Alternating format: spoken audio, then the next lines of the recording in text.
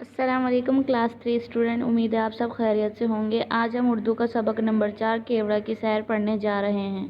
اس سبق میں بتایا گیا ہے کہ اسکول کے استاد سر ندیم نے بچوں کو تفریحی مقام کیوڑا کی سیر کرائی، جہاں نمک کی کان موجود تھی۔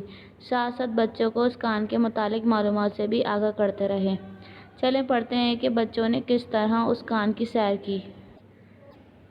ایک دن استاد صاحب نے بچوں کو آ کر تفریحی سیر پر جانے کی خوشخبری دی تو بچے بہت خوش ہو گئے۔ اسکول انتظامیہ نے بچوں کو گھر والوں سے اجازت حاصل کرنے کی ہدایت دی۔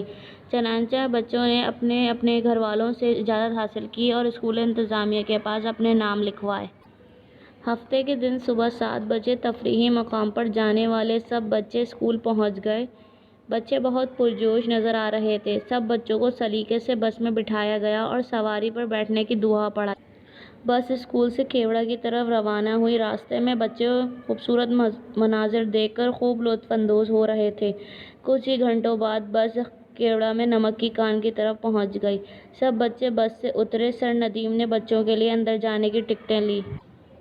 سر ندیم نے بچوں کو کان سے متعلق بہت ساری ہدایات دی۔ بچے کان کے اندر داخل ہوئے تو دیکھا کہ اندر بہت ساری ٹیوب لائٹیں لگی ہوئی ہیں۔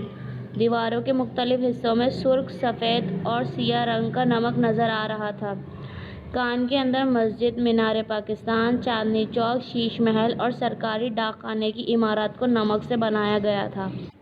بچے یہ سب دیکھ کر بہت پرجوش ہو رہے تھے۔ اسی دوران ظہر کی نماز کا وقت ہو گیا تو سب نے باجماعت نماز ظہر ادا کی۔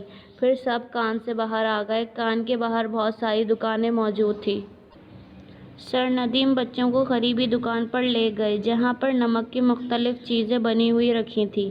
بچوں نے اپنی اپنی پسند کی چیزیں خریدیں۔ پھر سب بچے بس کی طرف روانہ ہوئے۔ بچوں کی حاضری لگائی گئی اور پھر سب بچے واپسی گھر کی طرف روانہ ہوئے۔ اگلے دن بچوں نے اسکول میں آ کر اپنے اپنے خیالات کا اظہار کیا۔ سب بچوں نے بہت مزہ کیا۔ امید ہے کہ آپ کو یہ چیپٹر سمجھ میں آ گیا ہوگا۔ السلام علیکم۔